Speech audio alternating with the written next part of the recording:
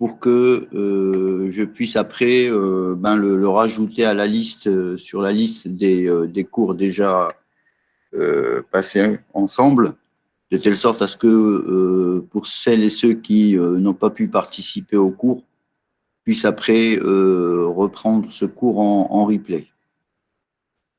Voilà. Alors, qu'est-ce qu'on va faire aujourd'hui? Alors aujourd'hui, on va aborder le point 4. Alors, je dis le point 4 parce que, comme vous l'avez bien compris, alors je vais quand même faire un petit rappel sur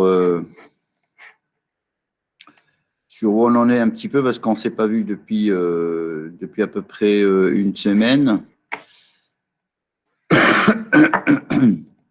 Alors, donc analyse numérique.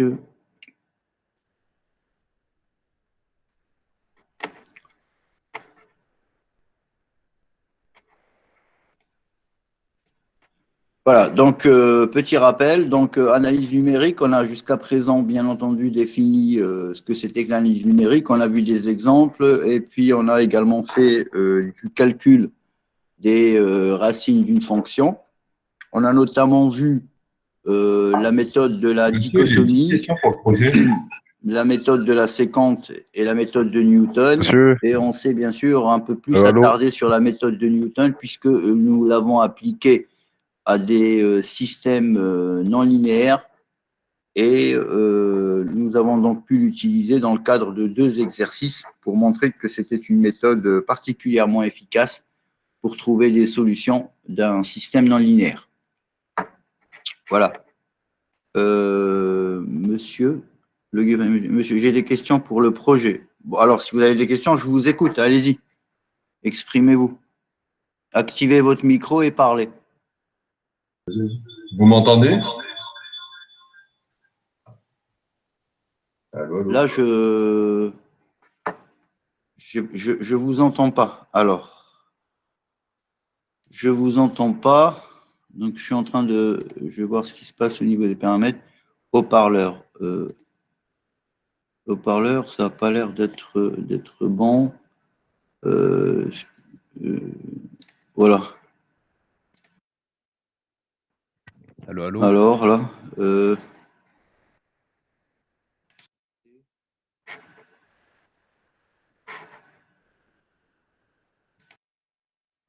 j'ai un petit souci avec les haut-parleurs. Il ne semble pas que... Audio...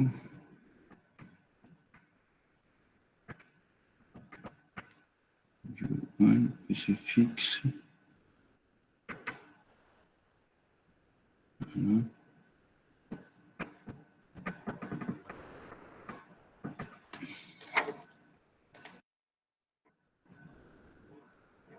Alors, est-ce que quelqu'un peut parler pour voir un peu si j'arrive à Allô. Allô, monsieur. 1, 2.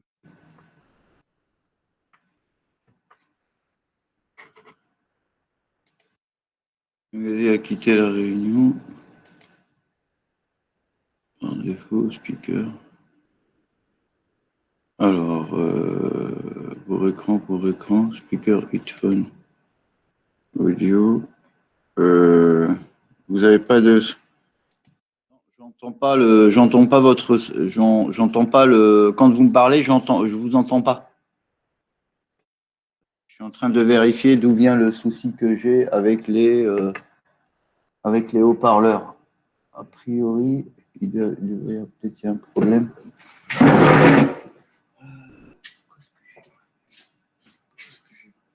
Qu'est-ce que les haut-parleurs sur PC?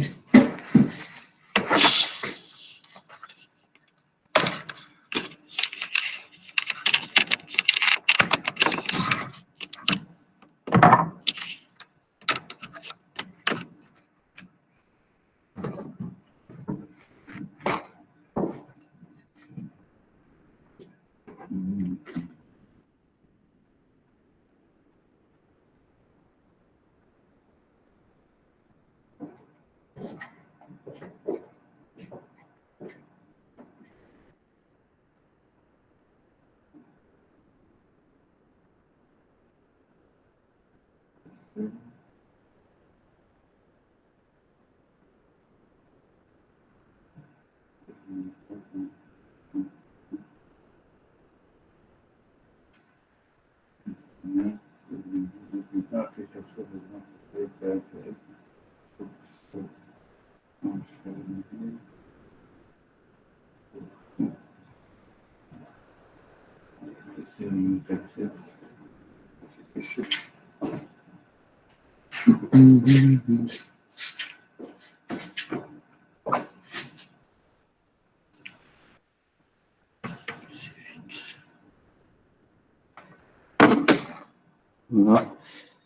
Alors, là pour l'instant, je reteste les.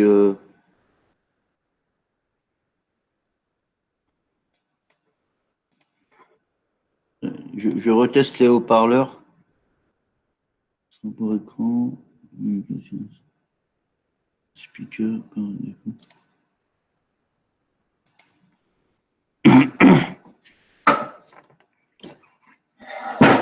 alors, hop.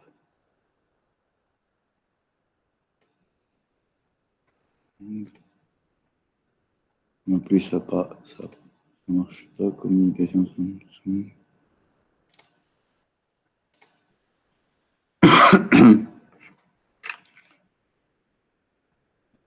Hop. Speaker. Tac.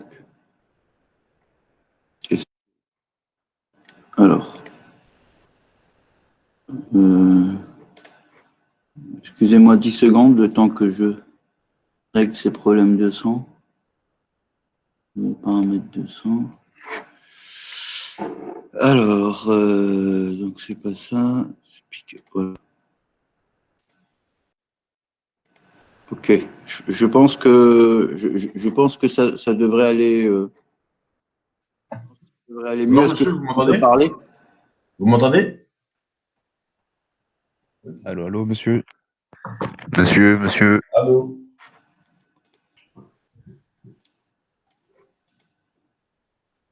Bonjour, monsieur. Monsieur. Monsieur. Monsieur. Oh là là. Les problèmes de son sont spatiales désactivés.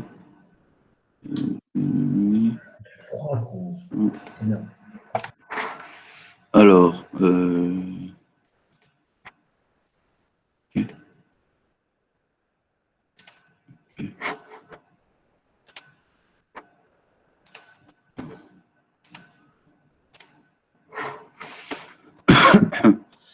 alors, qu'est-ce qu'il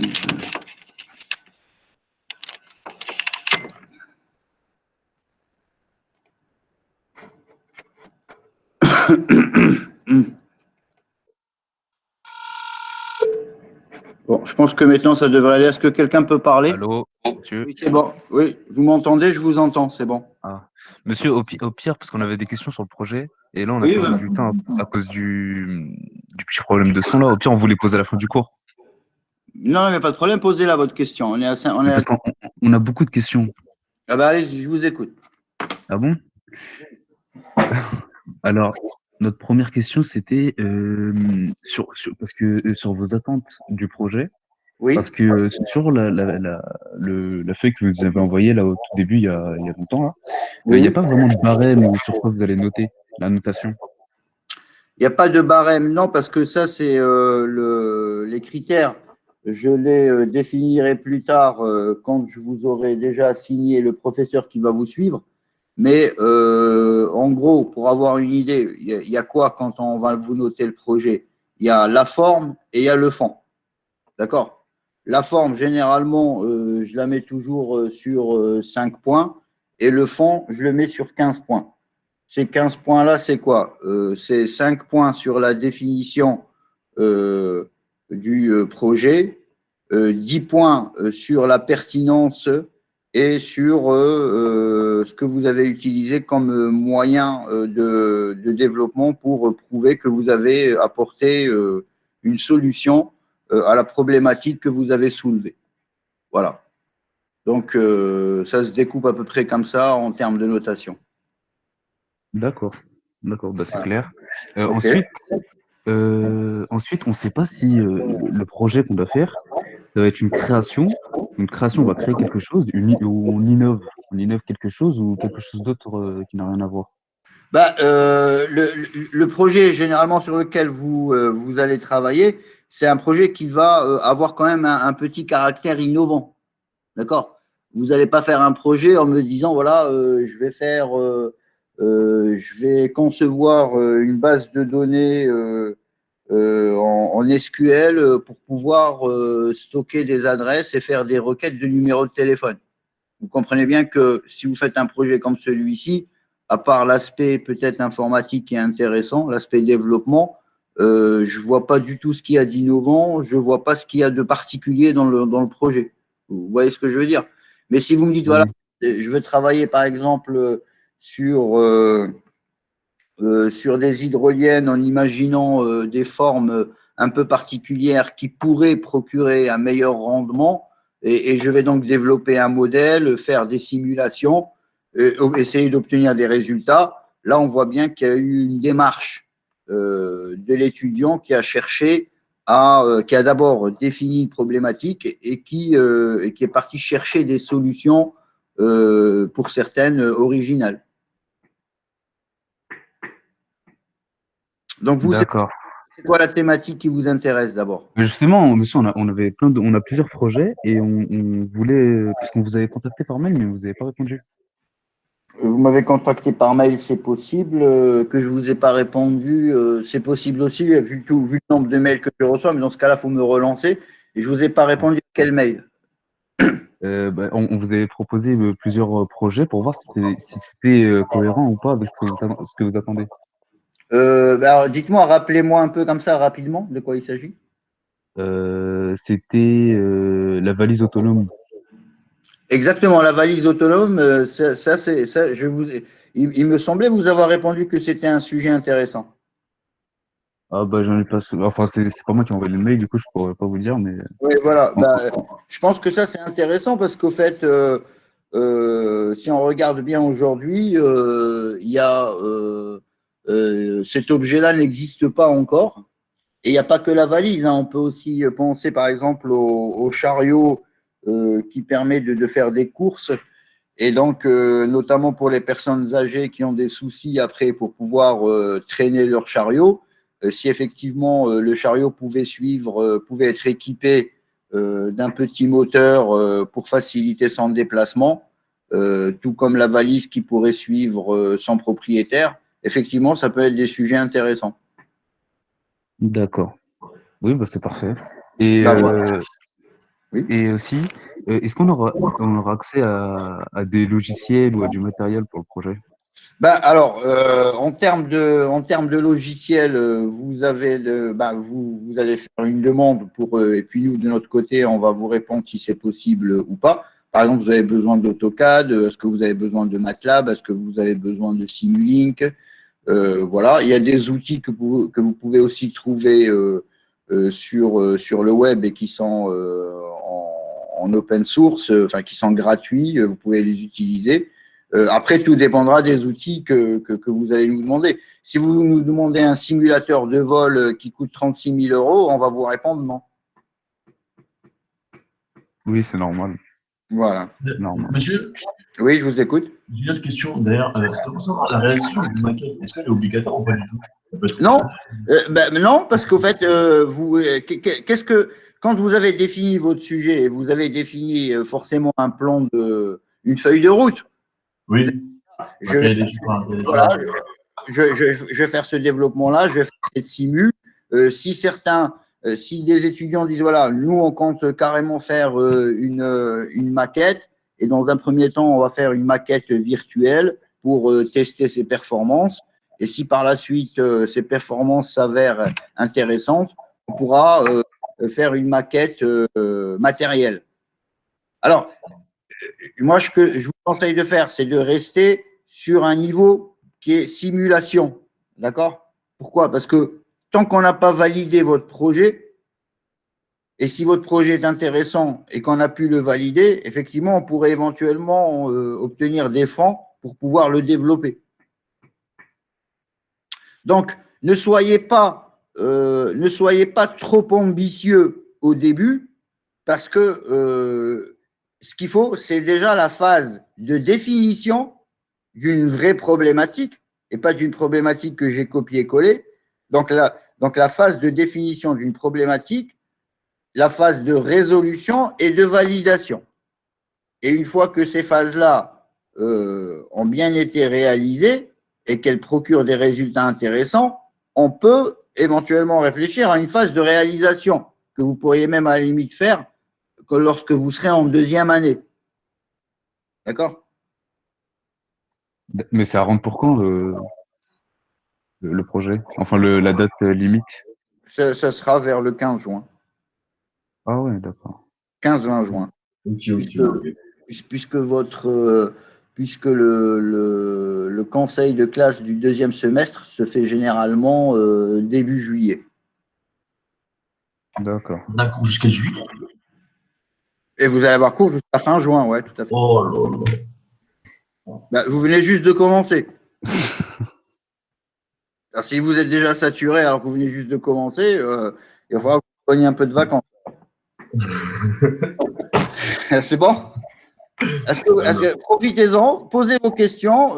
C'est pas grave si on empiète un peu sur le cours. De toute Ouais, mais façon, c'est pour ça que je vous ai proposé de faire ça en fin du cours. non, mais on rattrapera ce qu'on aura empiété sur le cours. Vous inquiétez pas. Ah. C'est bon, on a posé la question que vous voulez, monsieur. Ouais, C'est c'est bon bon, monsieur. C'est bon. Vous n'avez plus de questions? Non, c'est bon. Ok, très bien. Merci Bon, bah, beaucoup. Moi, j'ai juste une question. Est-ce qu'on peut trouver les cours que vous avez enregistrés? mais vous êtes sérieux là? Mais je vous ai envoyé le lien de la chaîne YouTube. Mais justement, moi, si je vous demande, c'est que parce que j'ai pas vu de mail concernant à ce sujet. C'est pour ça que je vous demande en fait. Bah, comment ça? Bah, je vous ai envoyé ça. Alors attendez. Vous l'avez envoyé quand? Attendez. Vous regardez dans les mails? Oui, pas de souci. Alors, donc je vais reprendre, je vais reprendre mes mails là, messages envoyés. Tac. Alors, j'ai envoyé ça courté d'analyse numérique, courté des versions actualisées, plus vidéo des cours. Voilà, j'ai envoyé ça au 1AE. J'ai envoyé ce en 1AE le vendredi 13 novembre à 13h48. J'ai envoyé au 1AE le lien de la chaîne où vous avez toutes les. Voilà. D'ailleurs, je clique dessus, puisque vous êtes en train de voir mon écran. Voilà, analyse numérique. Et vous avez tous les cours ici. Alors, vous avez aussi bien les cours que je fais au groupe 3-4 que les cours que je fais au groupe 1-2. C'est généralement des cours à peu près similaires, mais ce n'est pas tout à fait le même cours, parce que selon les interactions que j'ai avec les uns et les autres, je ne déroule pas le cours tout à fait de la même façon. C'est bon? C'est plus clair pour vous? D'accord, ben, je vais vérifier mes mails et au pire, je demanderai un. Mais vous ne voyez pas là mon écran? Si, j'ai vu votre écran, mais c'est dans mes mails en fait, qu'il faut que je trouve le lien du coup. Parce que moi, je l'ai envoyé au 1AE. Alors, vous faites bien partie des 1AE. Oui. Mais en fait, comme on va faire beaucoup de mails, du coup, j'ai peut-être ouvert et j'ai pas fait attention. Ça doit être ma faute. Enfin, c'est ma faute. Je vais chercher et je trouverai. Il n'y a pas de souci. Je peux même vous renvoyer le mail là maintenant au groupe 1 et 2, si vous voulez. La liste. Non, je pense que c'est pas nécessaire. Je pense que je vais trouver. Ok, pas de problème. Très bien. On va pas saturer leur boîte mail. Pas de souci. Ok. Donc, si vous n'avez pas d'autres questions, j'aimerais bien débuter ce cours. C'est bon? C'est bon pour tout le monde? Ok. Alors, c'est parti.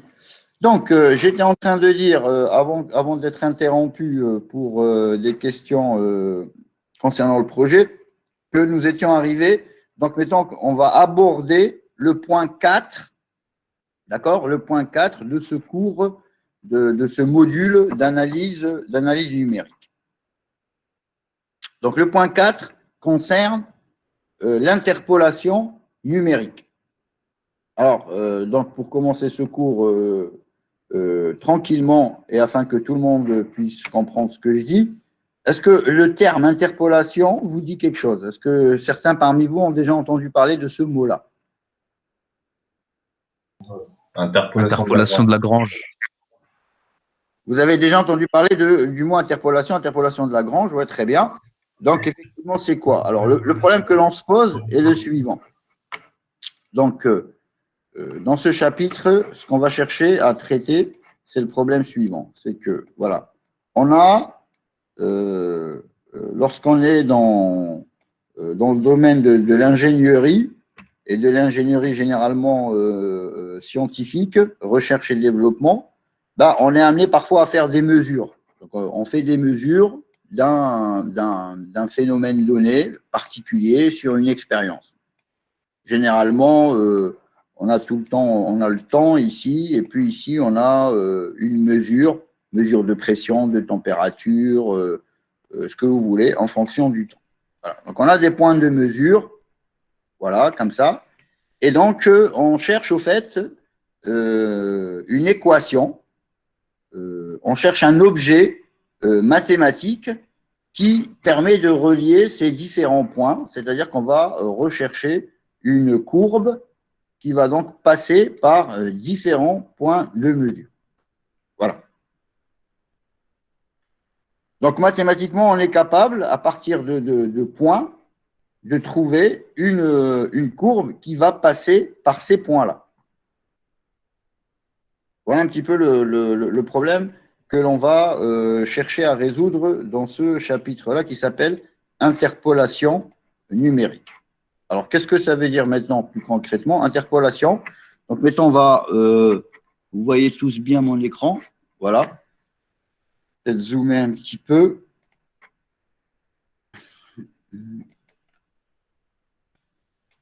Voilà, donc le problème. Une fonction f de x n'est connue que par quelques-uns de ces points de colocation. Donc, on connaît des points, c'est-à-dire qu'on connaît les abscisses et les ordonnées de certains points. Donc, ici, quand on désigne par x0, f de x0, x1, f de x1, etc., jusqu'à x indice n, f de xn.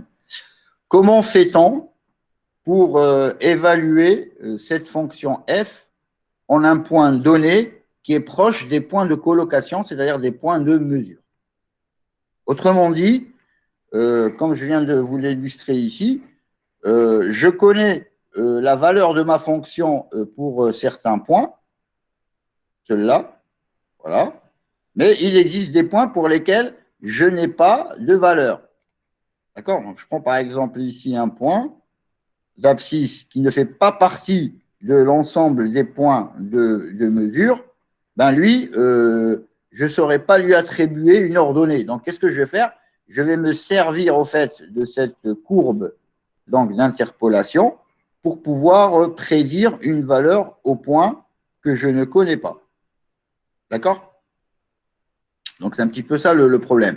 Comment est-ce que je peux, en fin de compte, attribuer une ordonnée à un point qui, lui, est proche des points de colocation, mais qui ne fait pas partie de ces points de colocation? Exemple, on a mesuré la pression en fonction de la température dans une machine thermique. Donc, vous comprenez bien que on va mesurer cette pression sur certaines températures. On ne va forcément pas pouvoir couvrir l'ensemble des températures. On va donc se demander comment est-ce que je vais évaluer la pression en une température qui n'a pas fait partie des températures de mesure. Donc, qu'est-ce que je vais faire? Ben, ça va être toujours la même chose. On va toujours partir du principe qu'on est capable de… je suis en train de rechercher la possibilité de dessiner ici.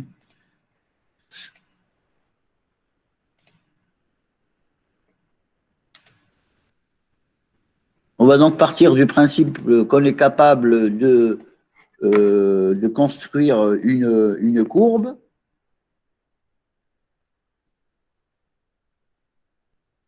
Voilà, donc on a des points. Et puis, on va voilà, construire une courbe qui va passer par ces points-là.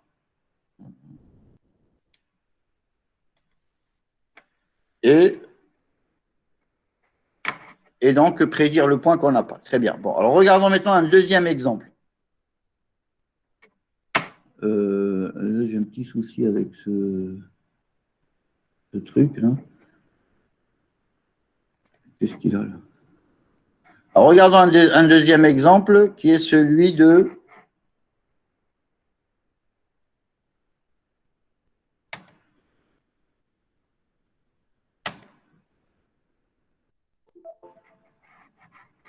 deuxième exemple, celui d'un filtre. Est-ce que vous avez déjà, est-ce que vous savez un petit peu ce que c'est qu'un filtre en électronique? Oui. Très bien. Donc, quand on regarde un filtre en électronique, qu'est-ce qu'on fait? On mesure le gain de ce filtre-là en fonction de la fréquence. Donc, ça veut dire quoi? Ça veut dire que en électronique, donc je vais faire une petite illustration rapide. Voilà. Donc, en électronique, on a généralement un filtre qui peut être un filtre quoi? C'est quoi un filtre? Quelqu'un peut me dire ce que c'est qu'un filtre là, parmi vous? Qui laisse passer un certain type de fréquence.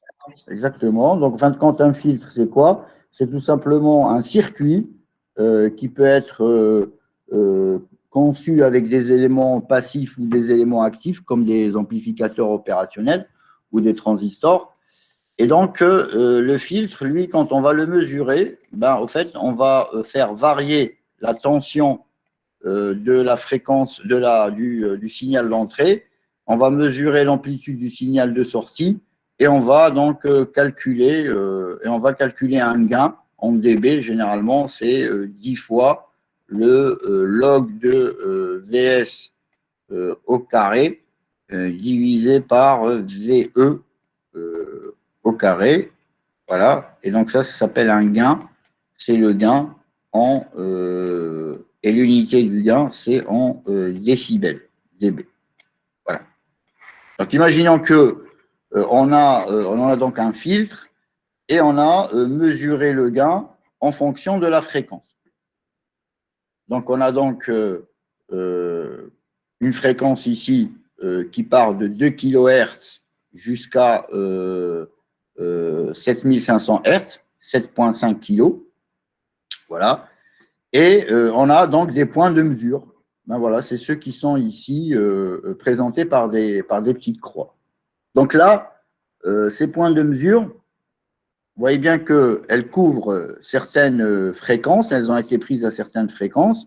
Il n'empêche qu'à un moment donné, on peut très bien se poser la question de savoir pour quelle fréquence est-ce que j'observe un gain de moins 3 dB. D'accord?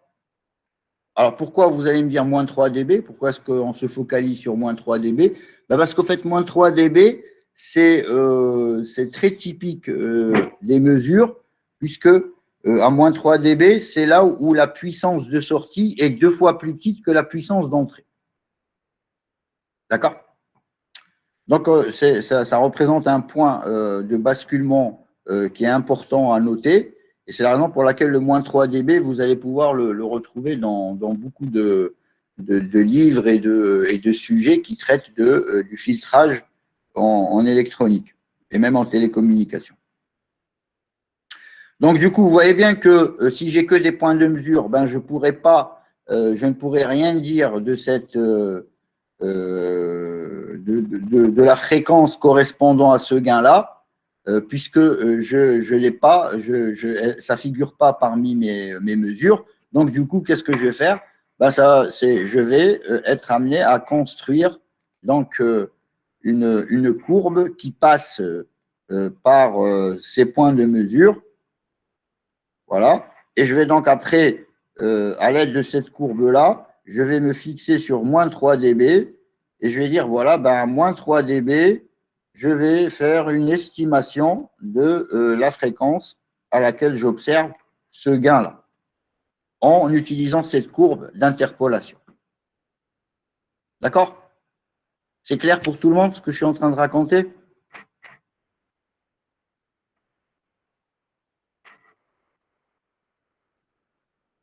OK. Très bien. Alors, donc, nous maintenant, ce qui va nous intéresser, c'est de se dire, voilà, donc je dois construire une courbe qui passe par des points de mesure et il va falloir qu'on fasse un choix sur la nature de cette courbe-là. Donc, nous, ce qu'on va faire, on va utiliser ce qu'on appelle une interpolation polynomiale. D'accord? Interpolation polynomiale, ça veut dire qu'au fait, on va chercher à relier nos points par une courbe dont l'équation est un polynôme. Donc, solution à notre problème. Une des solutions les plus simples consiste à faire passer par les points de colocation xi, f de xi, un polynôme de degré k. D'accord? Donc, un polynôme de degré k, P indice k de x, c'est un polynôme qui s'exprime sous la forme A0 plus A1x plus A2x au carré, plus etc. jusqu'à A indice k, xk. D'accord? Donc, ce polynôme-là, qu'est-ce qu'il doit avoir comme caractéristique? Ben, il faut qu'il passe par nos points de mesure. Donc, ça veut dire que P indice k de x indice i, c'est égal à f de xi, quel que soit i égal à 1 jusqu'à n. Puis, à évaluer ensuite ce polynôme en un point x. Alors, une fois que j'ai trouvé ce polynôme-là, qui passe par les points x0, f de x0, x1, f de x1, etc., ben, je vais pouvoir utiliser ce polynôme en un point x qui ne fait pas partie de ces points de mesure, mais qui n'est pas très loin non plus de ces points de mesure. Alors ça, c'est une notion qui est importante parce que, je vais revenir là-dessus, ça c'est important. Quand je dis qu'il n'est pas très loin, ça veut dire qu'au fait, si j'ai des points de mesure qui sont là, comme ça,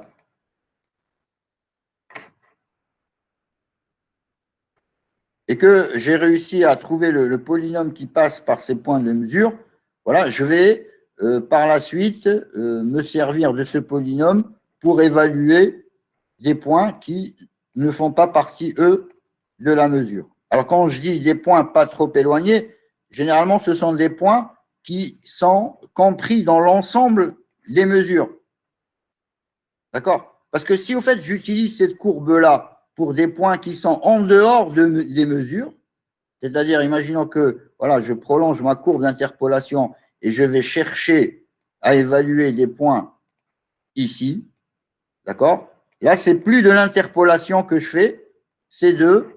Est-ce que quelqu'un peut me dire? Si je vais chercher, si je vais utiliser ma courbe en dehors de l'ensemble des points. Ça s'appellerait comment? De l'extrapolation. Exactement. Ça s'appellerait effectivement de l'extrapolation. Et donc, ce n'est pas ce que l'on cherche à faire ici. Ici, on cherche à faire de l'interpolation. D'accord? C'est la raison pour laquelle vous avez donc cette notion de on peut espérer que f de x égale à pk de x lorsque, bien sûr, le point x n'est pas très éloigné des points de colocation. Donc ici, qu'est-ce qu'on va faire?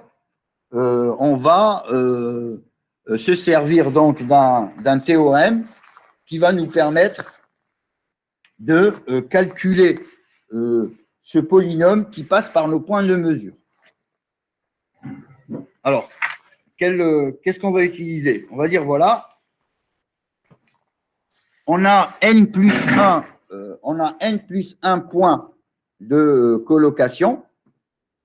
Donc, on dispose de n plus 1 point de mesure, d'abscisse différente, bien sûr, xi différent de xj, quel que soit i différent de j. Et on va donc pouvoir, en fin de compte, grâce à ce théorème, tracer un polynôme de degré n. D'accord? Donc, ça veut dire que lorsque j'ai n plus 1 point, n plus 1 point, ben, je vais pouvoir tracer un polynôme de degré n. Donc, comme vous voyez ici, par exemple, sur ce cas de figure, on a combien on a de points de mesure? On en a 1, 2, 3, 4 et 5. Donc, on a 5 points de mesure. Ça veut dire que je vais pouvoir trouver un polynôme de quel degré?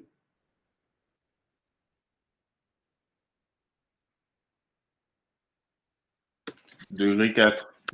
Exactement. Je vais donc pouvoir trouver un polynôme de degré 4. Donc, vous voyez bien que c'est la courbe en rouge qui est ici. La courbe en rouge qui est ici, ben, c'est un polynôme P indice 4 de x qui passe par ces 5 points. Voilà. Alors, bien entendu, il n'y a pas que le polynôme qui peut passer par des points de mesure. On peut trouver d'autres fonctions. Comme ici, par exemple, on a la fonction log de x qui peut également passer par ces points de mesure. Mais on ne va pas, bien sûr, couvrir l'ensemble des objets mathématiques qui sont capables de faire de l'interpolation. Nous, on va principalement se focaliser sur, comme je vous l'ai dit, l'interpolation polynomiale. Voilà.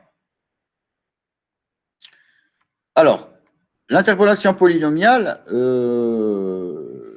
ce n'est pas juste quelque chose qu'on enseigne dans le milieu universitaire parce que ça fait partie de l'analyse numérique, c'est réellement quelque chose que l'on va utiliser en milieu industriel.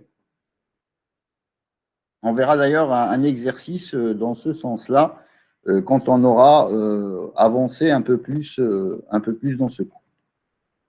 Voilà. Alors, bien entendu, qu'est-ce qu'on a dit maintenant? On a dit, voilà, je dispose donc de n points et je vais pouvoir construire un polynôme de degré n-1. Ce polynôme-là que je vais construire, c'est un polynôme qui va obéir à une structure de construction qui est une structure très logique, facile à retenir, facile à reproduire et bien entendu facile à programmer. Voilà. Alors, pour pouvoir avoir donc quelque chose qui soit que l'on peut construire sans difficulté et de manière complètement logique, on va donc s'intéresser à l'interpolation polynomiale qui utilise des polynômes de Lagrange. Donc, pour une fonction définie par 2 points de colocation, alors imaginons que vous avez que 2 points, ben ça vous le savez depuis le lycée, par 2 points, je peux tracer, qu'est-ce que je peux tracer comme polynôme qui passe par 2 points?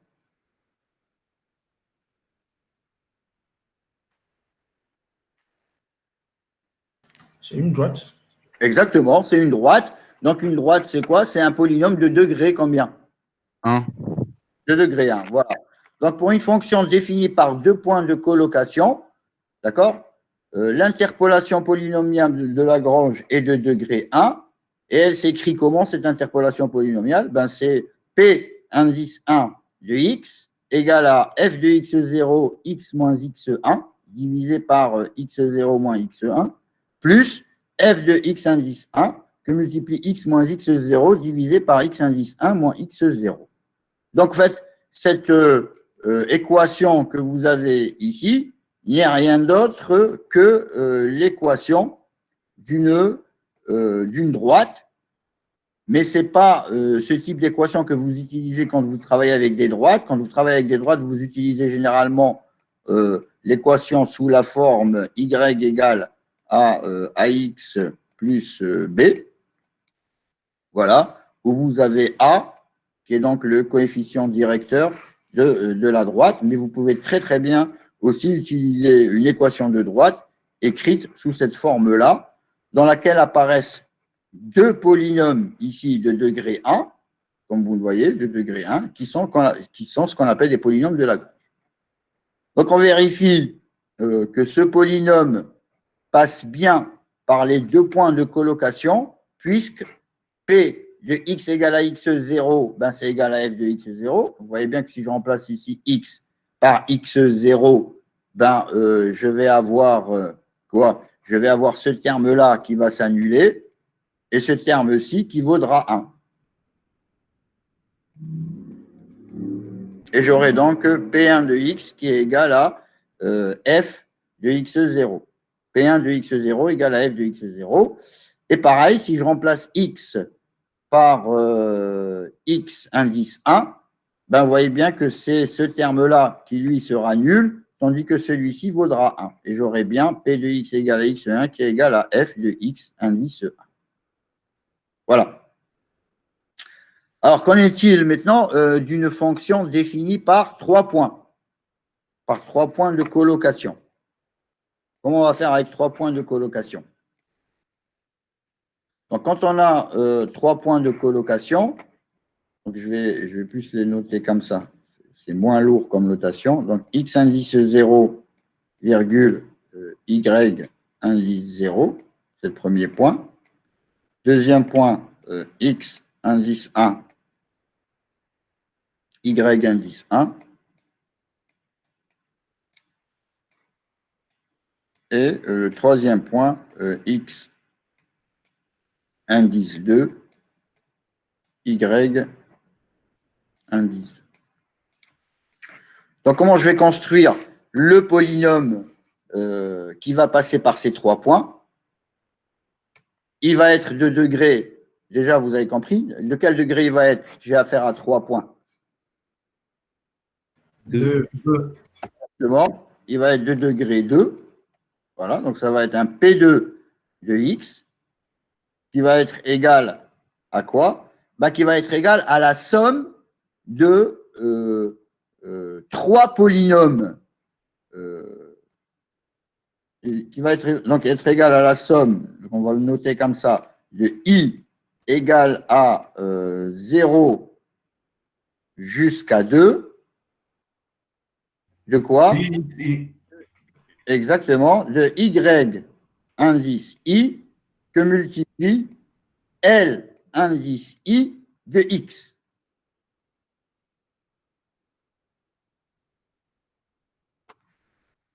Et c'est quoi L indice i de x? Ben, L indice i de x désigne le polynôme de Lagrange d'indice i. Donc, ça veut dire que ici, si je veux donc construire le L0 de x, voilà, le L0 de x, lui, il va être égal à quoi?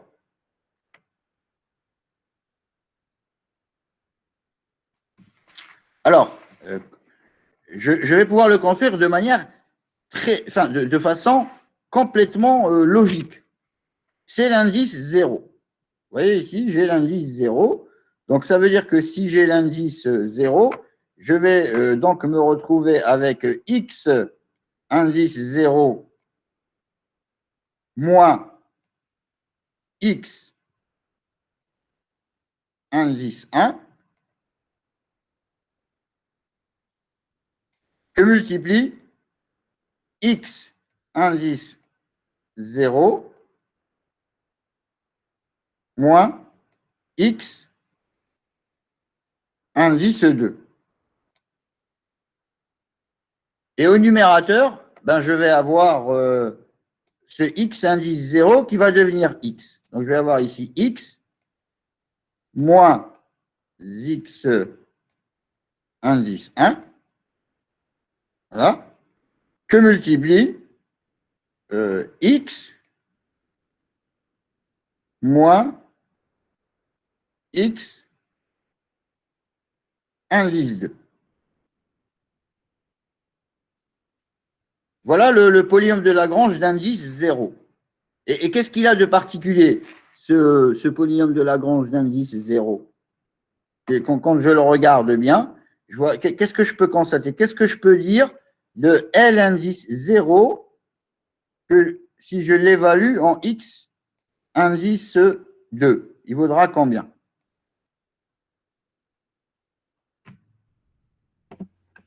0. Exactement. Et si je l'évalue en x indice 1? Pareil. Exactement. Il vaudra 0. Et donc, si je l'évalue en x indice 0, combien il vaudra?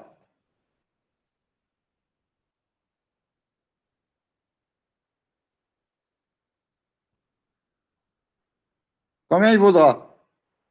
1. Exactement. Il vaudra 1. D'accord? Alors, là, alors, attendez, je regarde un peu. Monsieur, J'aime bien quand vous participez, mais je ne veux pas qu'il y en ait qu'un seul ou deux qui participent. Oui, je vous écoute. Oui, c'est par rapport pour la détermination de Lagrange. oui. Bon, j'aimerais savoir s'il y avait une formule préétablie avant de commencer à passer aux équations.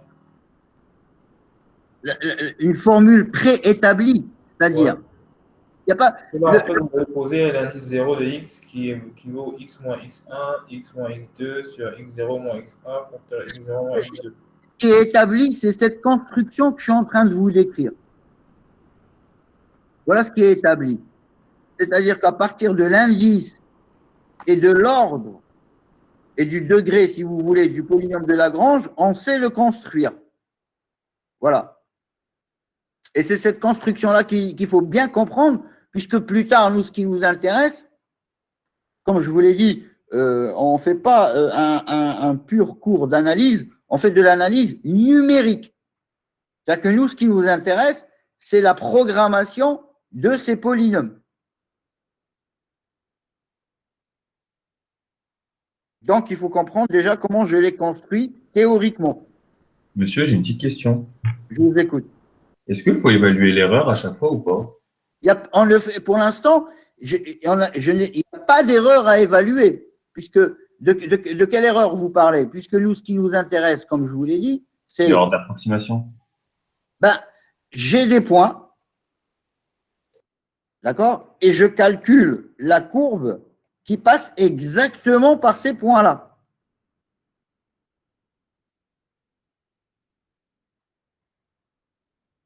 Donc, pour l'instant, on va parler plus tard d'erreur, mais pour l'instant, la notion d'erreur n'a pas lieu d'être pour l'instant, puisque ce n'est pas de ça que je suis en train de parler pour l'instant. Là, je vous parle d'une courbe précise qui passe par des points. Ok. Si plus tard, je dis, voilà, je vais approximer une fonction par un polynôme, là, effectivement, vous pourriez me dire, mais monsieur, dans ce cas-là, on va commettre une erreur.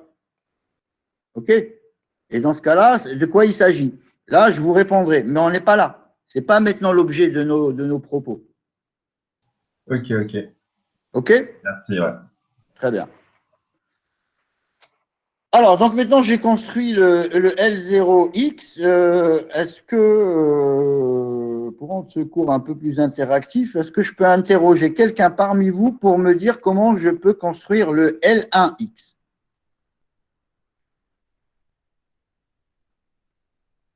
Voilà. Allez, je ne vais pas vous interroger puisque je ne vous vois pas. Donc, je ne sais pas trop dans quel état émotionnel vous êtes, et si même vous êtes présent d'ailleurs. Est-ce que quelqu'un peut nous dire, voilà, le L1X, voilà ce que vous allez écrire, monsieur, et moi, je suis prêt à écrire. Je vous écoute. On y va. Alors, monsieur, je vais essayer. Comment? Je vais essayer. Alors, allez-y, je vous écoute. Au numérateur, on aura Oui, x moins x0. très bien. Donc, déjà, vous commencez bien. Donc, X moins X indice 0. Facteur de x. Facteur de X. X moins x2. X moins X2, exactement. Très bien. Divisé par Oui, super. Et au dénominateur? Ça fait x1 moins x0. Exactement. X indice 1 moins X indice 0. Facteur de x indice 1 moins x indice 2. C'est exactement ça. Merci beaucoup. Voilà. X indice 1 moins X indice 2. Voilà. Donc, comment je vais construire le L indice 1 de X. C'est exactement ça. Très, très bien. Donc, vous avez tous bien compris maintenant. Ben, on va terminer avec le L indice 2 de X. Alors, une autre personne? Moi, Oui, je vous écoute.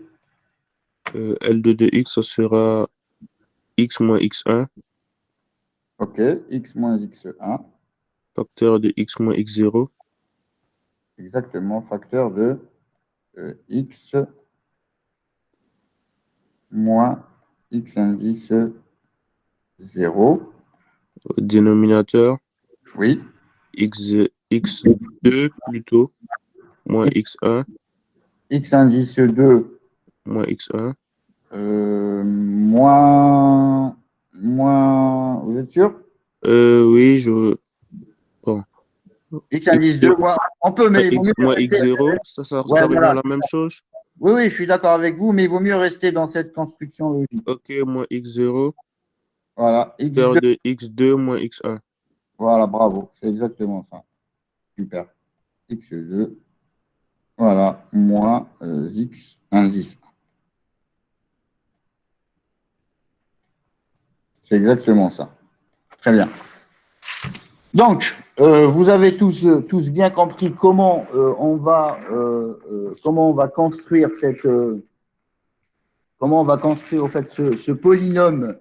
Celui-ci il est de degré 2 parce que j'ai affaire à 3 points.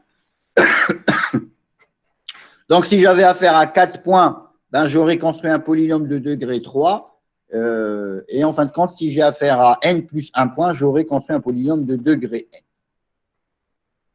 Donc, cette construction, vous l'avez bien comprise. On va donc maintenant, bien entendu, la généraliser pour une fonction définie par n plus 1 point de colocation.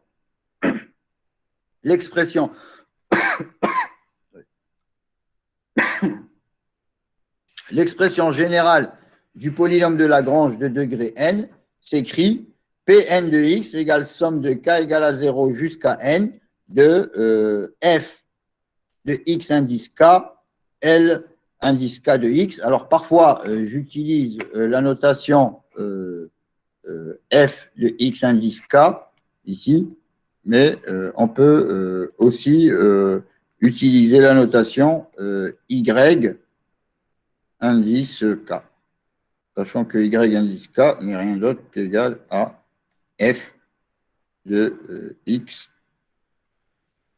indice k. Voilà.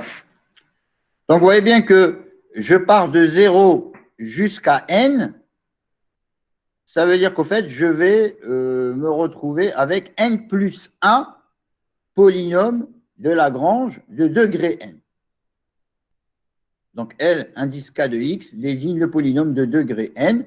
Et vous voyez bien que, comme on l'a vu dans cet exemple, ce petit exemple sur lequel on a travaillé, quand je travaille avec un polynôme de Lagrange, par exemple ici, le L indice 1, vous voyez bien que le L indice 1, je vais travailler avec l'indice 0 et avec l'indice 2. C'est-à-dire que je vais toujours sauter l'indice du polynôme.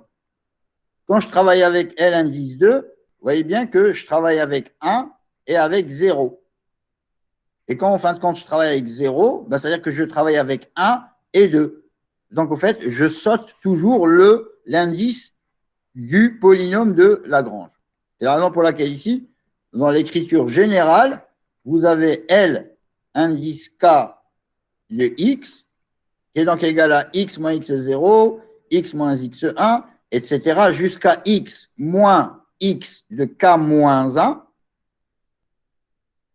Et après, qu'est-ce que je fais? Hop, je saute d'un cran et je passe à x moins x de k plus 1. Et puis, je continue comme ça jusqu'à x moins x indice n. Et au dénominateur, ben, tous les x que j'ai ici au numérateur deviennent des x indice k. Donc, x indice k moins x0, x indice k moins x1, x indice k moins x indice k moins 1. D'accord? Et là, hop, je saute d'un cran et je vais à x indice k moins x indice de k plus 1. Ce qui est logique, puisque je ne vais pas me retrouver au dénominateur avec x indice k moins x indice k. Ce qui me donnerait un 0. Et puis voilà, je poursuis comme ça jusqu'à x indice k moins x indice n. Donc, on vérifie que LK de x satisfait toujours la condition suivante. LK de x indice L. Donc, si cet indice-là, L, il est égal à l'indice du polynôme de Lagrange, comme on l'a vu dans cet exemple-là, L, ici, indice 0 de x indice 0, ben, c'est égal à 1, mais L, indice 0 de x indice quelque chose différent de 0, ça vaudra 0. Et c'est exactement ce que vous avez ici. L indice K de X indice L, il est égal à 0 ben, si L est différent de K.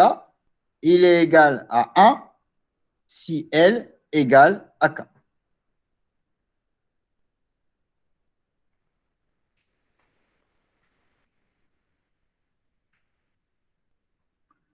C'est bon? C'est clair pour tout le monde ou vous avez des questions? Non, ça va. OK. Tout le monde a bien compris cette condition-là?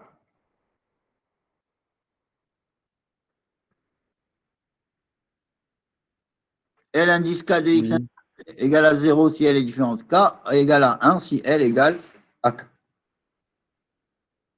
Très bien. Alors, bon, maintenant, nous, ce qui va surtout nous intéresser, comme je vous l'ai dit, c'est d'automatiser ce processus de construction des polynômes de Lagrange. Parce que vous comprenez bien que si vous avez 2-3 points, bon, ben, ça ne va pas être très compliqué à construire, mais au-delà de 5, 6, 7, 8 points, vous ne pouvez plus faire ça à la main, ça devient un processus un petit peu compliqué. Il va donc falloir réfléchir à comment on va procéder à la numérisation de cette construction de l'interpolation polynomiale. Donc, pour ça, bien sûr, je vais travailler, vous avez deviné avec quoi? Avec quoi je vais travailler? MATLAB. MATLAB. Voilà, c'est exactement ça. Je vais effectivement travailler avec MATLAB. Donc, ce que je vais faire, c'est que je vais, dans un premier temps, en espérant que mon compte marche toujours, je vais relancer déjà mon MATLAB en ligne. Voilà. Vous avez tous de votre côté maintenant la possibilité de travailler avec MATLAB. Ouais, en ligne aussi. Ok, bah super. Monsieur, moi j'ai une question. Oui, je vous écoute. Quand je vais sur MATLAB et j'établis une fonction et que je mets les arguments, ça me met toujours que le problème, c'est qu'il dit toujours qu'il n'arrive pas à voir ma. En gros, il dit toujours que quoi? Qu'il n'arrive pas à lire ma fonction en fait. Il n'arrive pas à lire votre fonction. Ouais, quand je vais dans la commande Windows, je sais pas, je mets le nom de la fonction, je mets entre parenthèses et je mets les arguments et ça met erreur. Et si vous voulez, on peut régler le problème tout de suite si vous voulez partager votre écran avec nous. Attendez. Là, je suis sur mon portable, là, le problème. J'ai pas mon PC là, pour l'instant. Vous êtes sur votre portable?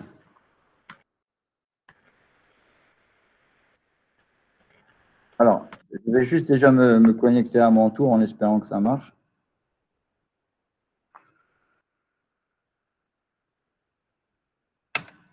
Voilà. Alors, donc déjà, je m'adresse à vous là qui venez juste de me parler.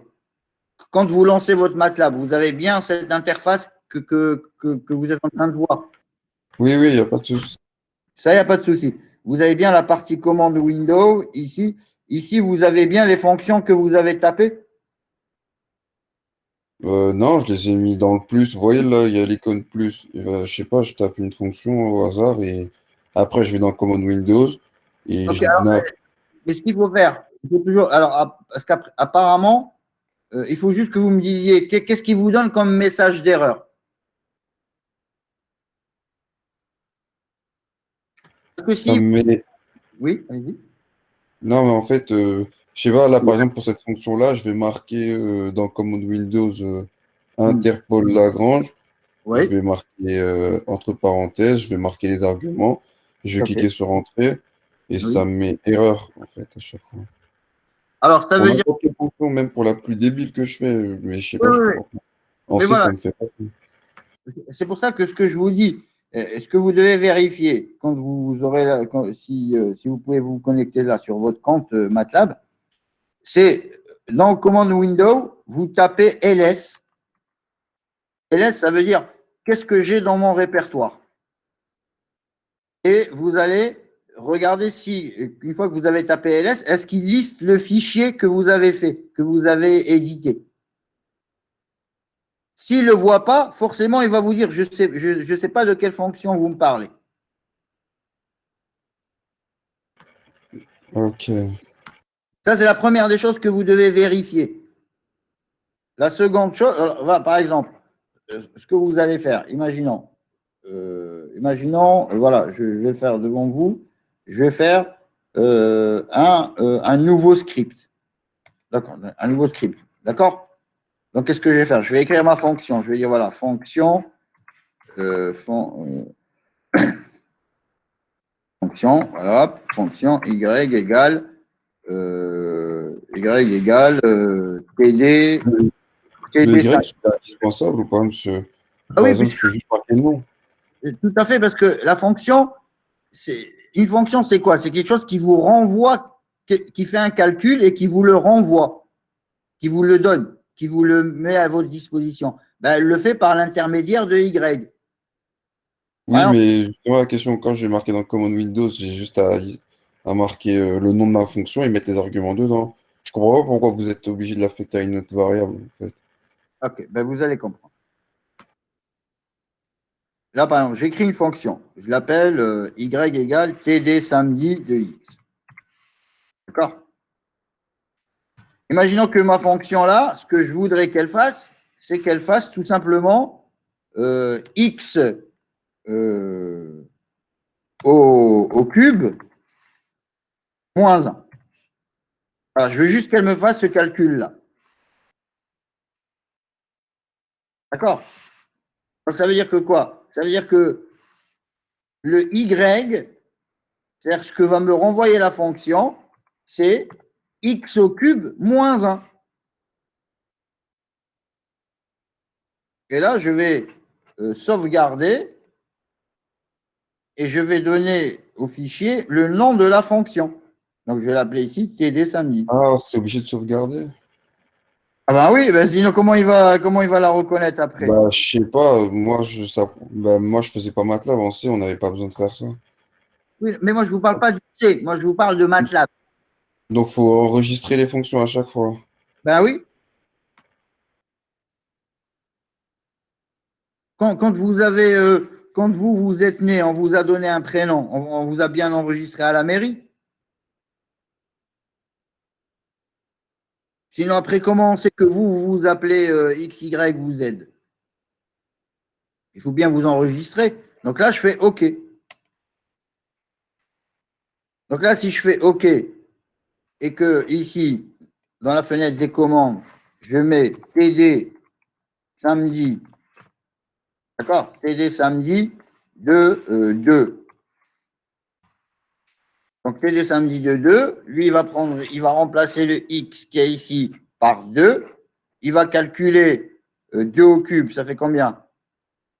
2 fois 2, 4, 2 fois 4, 8, il va faire 8 moins 1, 7, et il va mettre le résultat dans Y, c'est-à-dire qu'il va me renvoyer 7.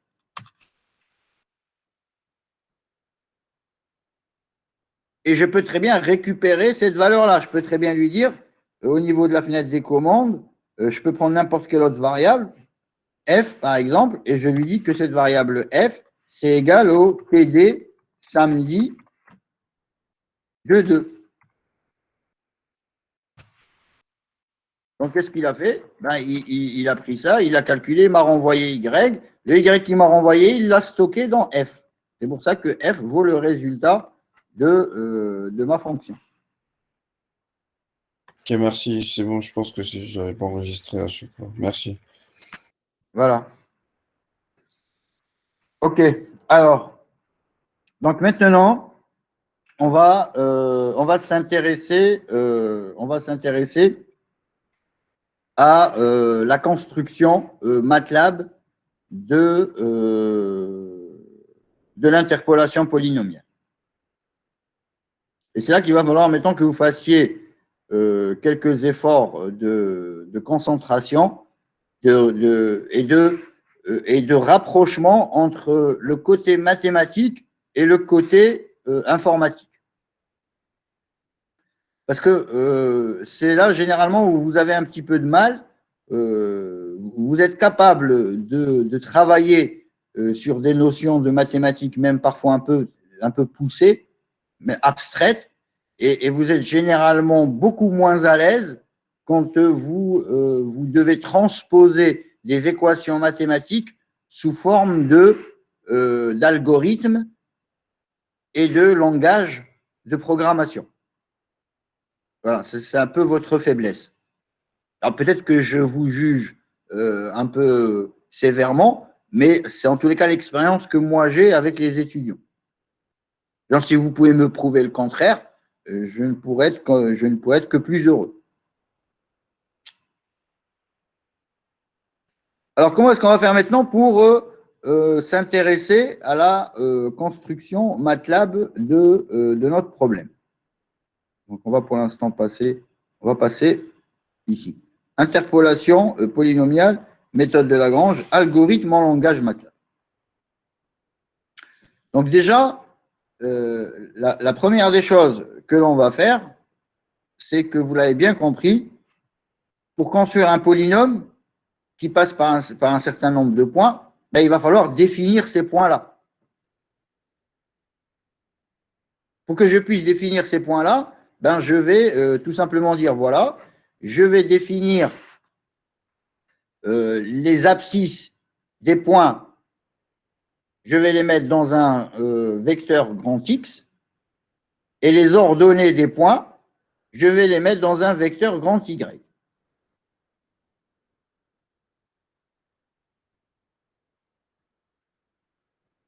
Et à partir de là, qu'est-ce que je vais faire? Ben, je vais construire une fonction qui s'appelle Lagrange et qui va calculer justement le polynôme de Lagrange en un point X quelconque à partir des points de colocation.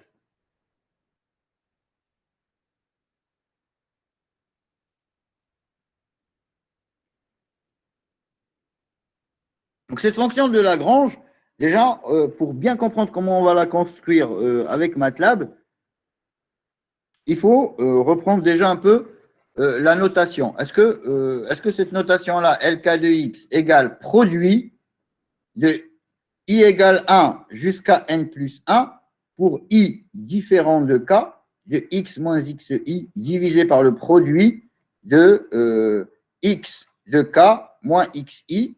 Est-ce que vous arrivez à faire le rapprochement de cette notation mathématique avec la description plus détaillée du polynôme de Lagrange? Est-ce que ça, c'est clair pour tout le monde? Ou est-ce que cette notation cause des soucis? Non, c'est bon.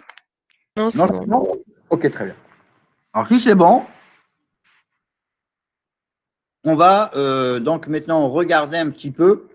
Alors, donc, je vous ai mis un document là à la fin qu'on puisse un petit peu mieux comprendre. Voilà.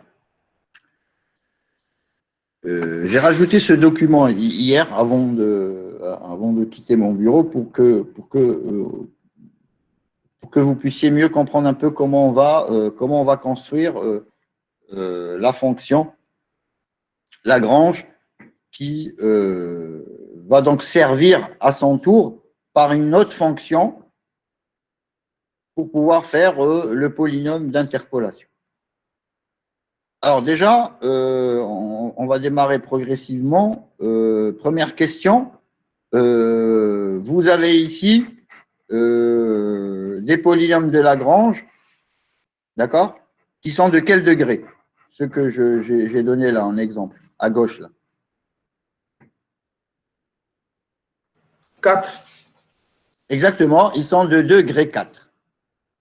Donc, vous voyez bien que ici, j'ai combien de polynômes de Lagrange de degré 4 ici? 5. Vous en avez 5. Oui, vous arrivez tous à répondre à des questions, c'est bien. Donc, ça veut dire qu'en fin de compte, ici, j'ai affaire à un polynôme de degré 4, donc un P4 de x, qui est une somme de k égale 0 jusqu'à combien?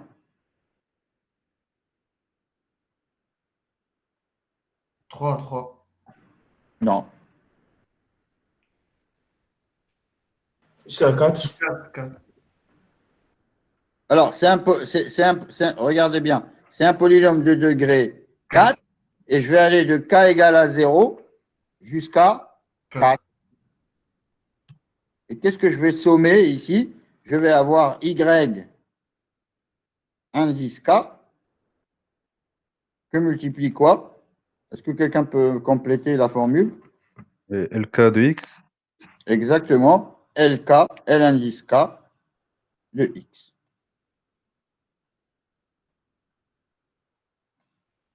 Donc, ça veut dire qu'en fait, je vais être amené à travailler avec L0, L1, L2, L3 et L4 de X. OK? Alors, comment je vais faire maintenant? Alors, pourquoi est-ce que je vous ai mis ça à gauche et puis l'algorithme ici à droite pour que vous puissiez faire le rapprochement? Alors, imaginons que je veux, par exemple, construire le polynôme L2 de X. Donc, celui-ci. Donc, celui-ci, quand je vais vouloir le construire, il va falloir, donc je vais utiliser ma fonction Lagrange, et il va donc falloir que je lui donne quoi à cette fonction Lagrange pour qu'elle puisse me donner, pour qu'elle puisse calculer le L2, quel que soit X. Vous voyez bien que cet indice-là, il est important. Cet indice-là, je le retrouve où au niveau de la fonction? C'est quel argument dans la fonction? K. Exactement. C'est l'indice K qui est ici. Voilà. Et ensuite, qu'est-ce que j'ai dans cette fonction-là? Est-ce que quelqu'un peut m'expliquer pourquoi est-ce que j'ai deux boucles?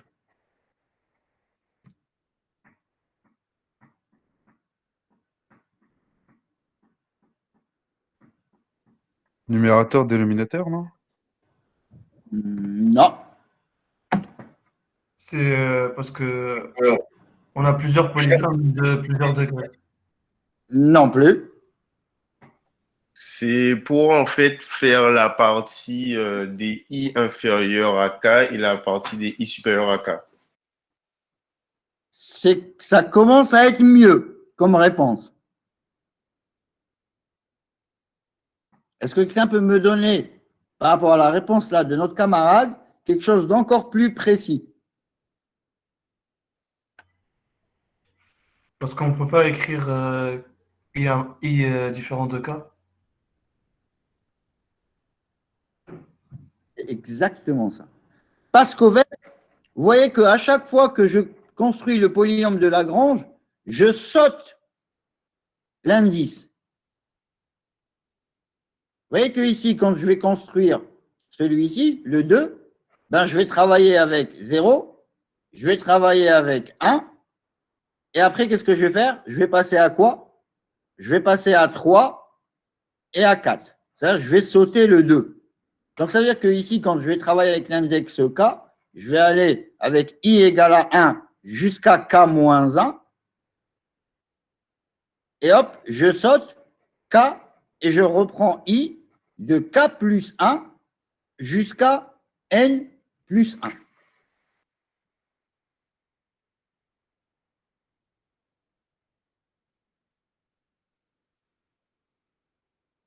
Et qu'est-ce que je fais à chaque fois, au fait, dans ces deux boucles?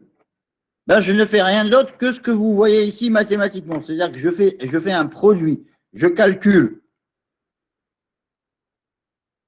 une première fraction ici. D'accord? Elle est là. Je la multiplie avec le résultat précédent et je stocke ça dans LK de X. Monsieur, Oui, je vous écoute. pourquoi I, on ne peut pas partir de I égale 0? Très bien. Alors maintenant, pourquoi est-ce que je ne pars pas de I égale à 0 pour être tout à fait conforme à l'écriture mathématique que j'ai ici? C'est une bonne question. Pour la simple et unique raison, c'est qu'au fait, les tableaux tels qu'ils sont indexés en langage MATLAB, ils sont indexés à partir de 1 et pas à partir de 0. Donc, si vous regardez, je reviendrai à ce transparent plus tard, mettons que vous avez soulevé le problème. D'ailleurs, vous avez bien fait de le soulever. On va le résoudre dès maintenant. Si vous regardez dans la fonction là, Lagrange en MATLAB, alors regardez. Voilà. Qu'est-ce qu'on a dit? On a dit que les abscisses, on va les stocker dans un tableau X. Et ce tableau X, au fait, pour pouvoir récupérer nos abscisses, ben, il va falloir voir quand on travaille avec l'indice, depuis l'indice 1 jusqu'à l'indice N plus 1. En gros, ici, ça veut dire que je vais créer mon tableau grand X qui va partir de où à où? Alors, ça va être un tableau. Voilà. Et il va partir de la case numéro 1, case numéro 2, etc., jusqu'à la case N plus 1.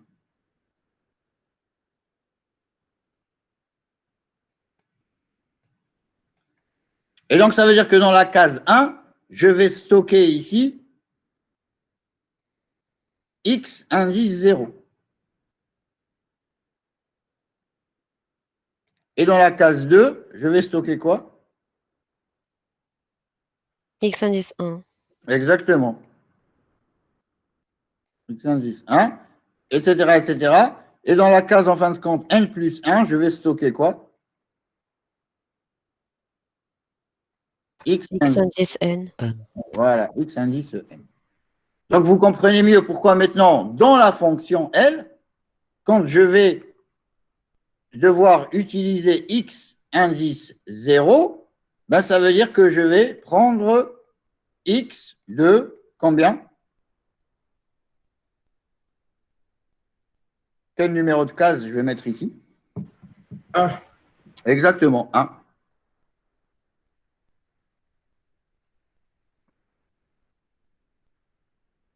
Et ensuite, je vais mettre X indice 2 quand je vais avoir besoin de X indice 1, etc., etc., jusqu'à X, grand X, indice N plus 1, quand je vais avoir besoin d'utiliser X indice N. Donc maintenant, je reviens au transparent sur lequel on était en train de travailler.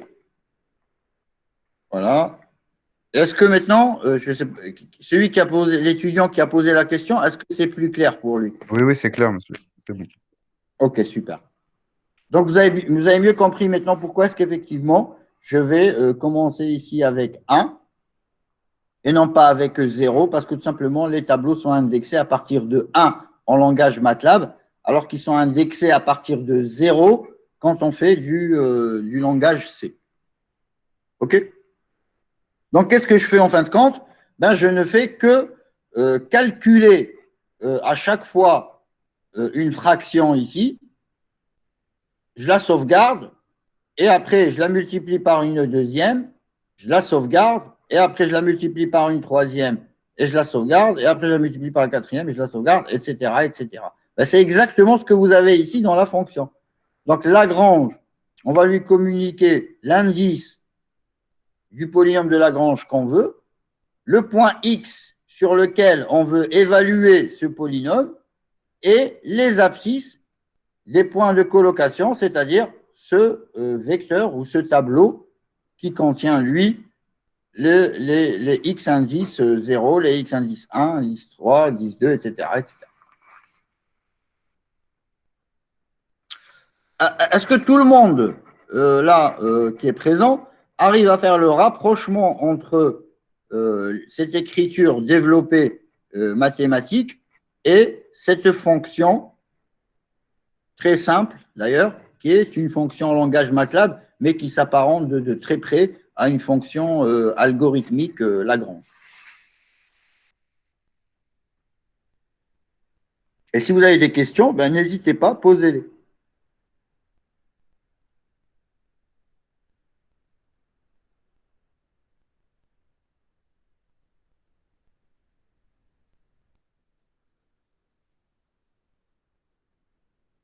Vous n'avez pas de questions, ça veut dire que vous avez compris? Ah bah, je pense, monsieur. Ok, alors si vous avez compris, je peux moi vous poser des questions? Allez-y. Très bien. Pourquoi j'ai initialisé LK de x à 1 ici?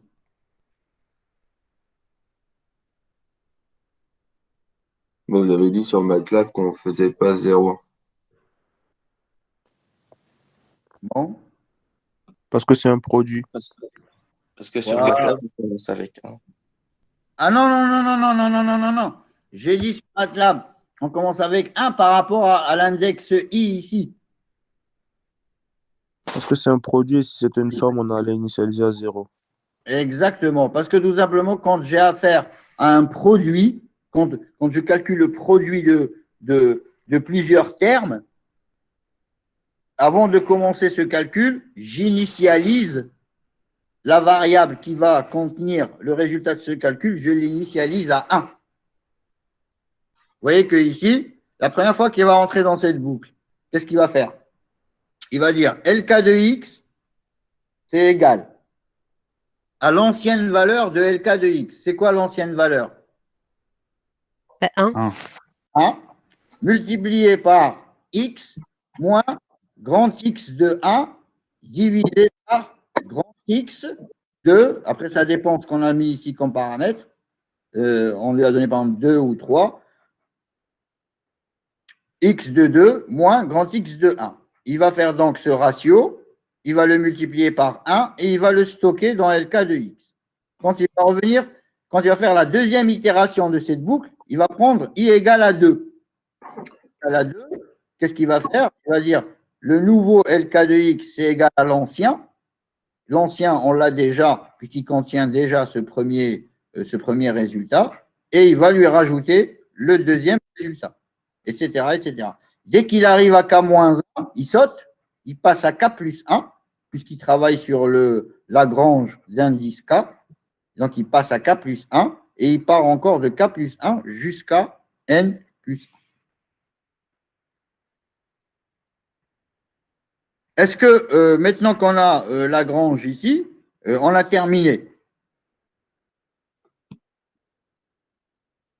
Est-ce qu'on a terminé la construction algorithmique du polynôme d'interpolation?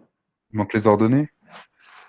Exactement. Il va manquer quoi maintenant? Il va manquer l'écriture d'une deuxième fonction dans laquelle on va utiliser Lagrange ici, qu'on va pondérer par, comme vous venez de le dire, par les ordonnées, et ensuite faire une somme pour obtenir finalement le polynôme d'interpolation. Ça veut dire qu'il va nous falloir donc maintenant ici une deuxième fonction. OK?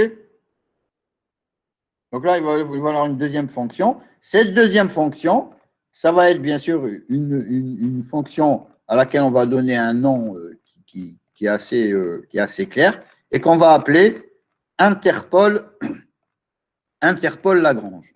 Donc cette deuxième fonction-là, voilà, cette deuxième fonction, on va l'appeler interpol Lagrange.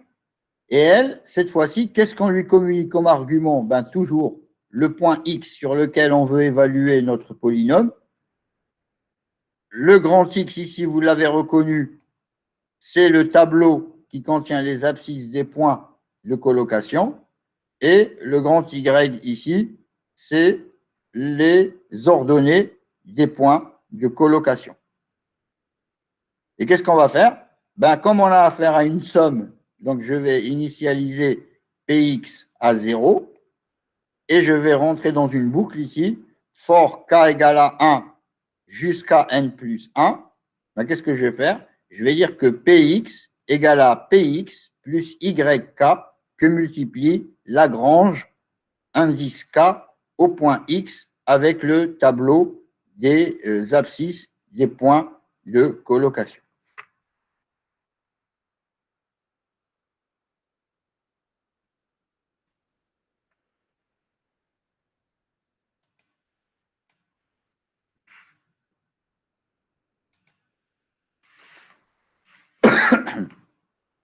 Voilà. Donc, je vais bien entendu enchaîner. Et oui, si juste vous le permettez, je vais juste aller chercher un café, je reviens. Et après, on enchaîne le cours. On ne fait pas de pause. À moins que vous vouliez faire une pause.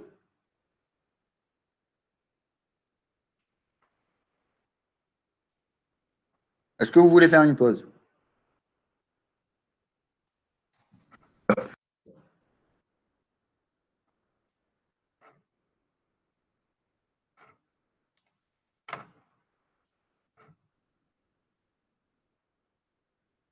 Alors, pourquoi vous voyez chapitre regard, ok, merci, extra, on Olivier. Je devrais devenir votre Mrs. Portas pour le premier produit. Je n'aurais pas besoin si tu suivais les cours.